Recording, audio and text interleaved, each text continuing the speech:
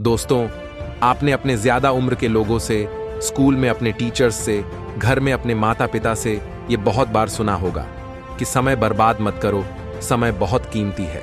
और कहीं ना कहीं ये बात सच भी है। यदि समय एक बार निकल गया तो हम उसे दोबारा किसी भी तरह हासिल नहीं कर सकते। दुनिया में एक समय ही है जिसे खरीदा नहीं जा सकता है, और समय की क्या कीमत है यह बात हमें अपने बचपन के समय में पता नहीं चल पाता।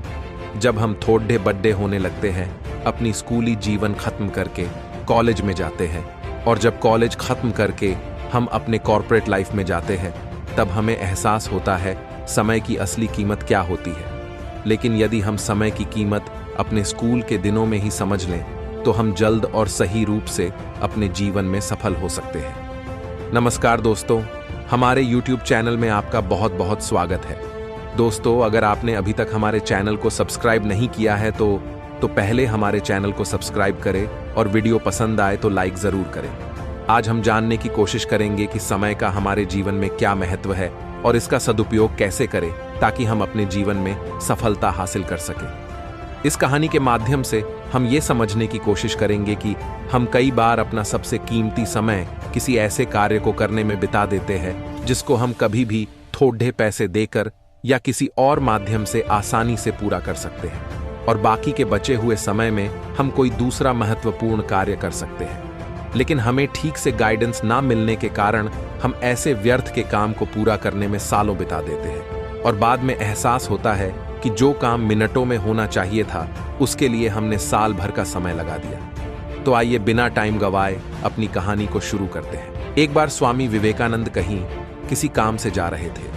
उनके रास्ते में एक नदी थी। स्वामी विवेकानंद जी उसे पार करने के लिए नाव का इंतजार कर रहे थे। तभी उनके पास एक साधु महाराज आए और उनसे पूछा, क्या आप ही स्वामी विवेकानंद हैं? जिस पर स्वामी विवेकानंद विनम्रता पूर्वक बोले, जी हां, मैं ही हूं, स्वामी विवेकानंद। साधु जी ने पूछा, आप यहां क्यों खड़े हैं? स्वामी जी ने सहजता से कहा, मुझे नदी के उस पार जाना है, मैं नाव की प्रतीक्षा में हूं। साधु महाराज को खुद पर थोड़ा घमंड था, और स्वामी विवेकानंद के लिए साधु महाराज के मन में ईर्ष्या भी थी कि वो स्वामी विवेकानंद से ज्यादा बुद्धिमान और सिद्धियों से युक्त है। लेकिन फिर भी स्वामी विवेकानंद की ज्यादा ख्याति है, किंतु साधु महाराज को कोई जानता तक नहीं था। साधु महाराज बोले, आप तो इतने प्रसिद्ध हैं, इतने लोग आपको जानते हैं, मैंने तो बड़ा नाम सुना था आपका कि आपकी आध्यात्मिक और ध्यान की शक्ति बहुत प्रबल है, लेकिन आप तो एक नदी भी अपने दम पर पार नहीं कर सकते।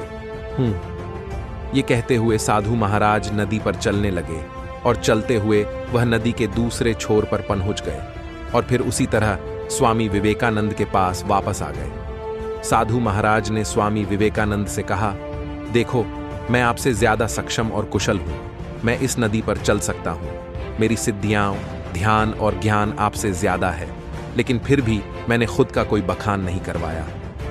स्वामी विवेकानंद इस पर बस मुस्कुराए। इतने में नाव वाला आ गया। स्वामी जी ने साधु जी को बड़े प्रेम और आदर से नाव पर अपने साथ बैठाया। दोनों ने नाव पर बैठकर नदी पार की। स्वामी विवेकानंद ने नाव वाले को 1 रुपए दिए, और फिर साधु जी से पूछा, आपने नदी पर चलने की ये ध्यान विद्या कितने समय में सीखी? साधु महाराज गर्व से बोले, पूर्ण रूप से 15 वर्ष में। स्वामी विवेकानंद फिर मुस्कुराए और बोले, क्या इससे किसी दूसरे का भला हुआ? नहीं। उन्होंने आगे कहा, जब आपकी प्राप्त की गई विद्या से समाज का जरा सा भी भला न हो सके तो वो विद्या व्यर्थ है। सोचिए, आपने अपने जीवन के 15 वर्ष एक ऐसी विद्या पर खर्च किए जिसका कोई औचित्य ही नहीं। ये काम तो आप 50 पैसे में भी कर सकते थे, और यही समय यदि आप समाज के काम में लगाते तो समाज का भला होता। मैंने अपना समय समाज की भलाई में लगाया, इसीलिए लोग मुझे जानते हैं। दोस्तों, आज के समय में व्यर्थ के काम करने वालों से दुनिया भरी पड्डरी है। व्यक्ति ऐसे कामों को करने में व्यस्त है जिसका ना तो उसके स्वयं के जीवन में कोई उपयोग है, और ना ही उस काम से किसी दूसरे व्यक्ति का भला हो सकता है। उदाहरण के लिए, आजकल के बच्चे घर में बैठकर मोबाइल अथवा कंप्यूटर पर गेम खेलने में व्यस्त है, जिसके कारण ना तो वे ठीक से पढ़ाई कर पाते हैं और ना तो कोई ऐसा कार्य कर रहे हैं जिससे उनका, उनके परिवार या देश का भला हो सके। समय बहुत कीमती है, और समय का उपयोग करते हुए हमें कुछ ऐसा कार्य करते रहना चाहिए जिससे खुद का और दूसरों का भी भला हो, क्योंकि एक बार समय हमारे हाथ से निकल गया तो हम उसे दोबारा हासिल नहीं कर सकते। हर व्यक्ति अपने जीवन में सफल होना चाहता है और अपना एक मुकाम हासिल करना चाहता है, लेकिन व्यक्ति समय का ठीक से उपयोग न कर पाने की वजह से अपने मकसद में कामयाब नहीं हो पाता। और अगर उनसे पूछ लिया जाए कि आप सफल क्यों नहीं हो पाए, तो उनका जवाब होता है कि किस्मत में नहीं था, या फिर मेरे पास समय नहीं था कि मैं कुछ अलग कर पाता।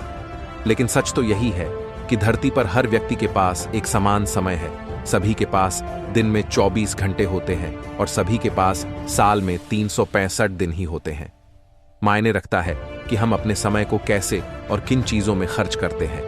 इसलिए हमें जल्द से जल्द समय की महत्वता और समय का ठीक से उपयोग करने की दक्षता हासिल कर लेना चाहिए।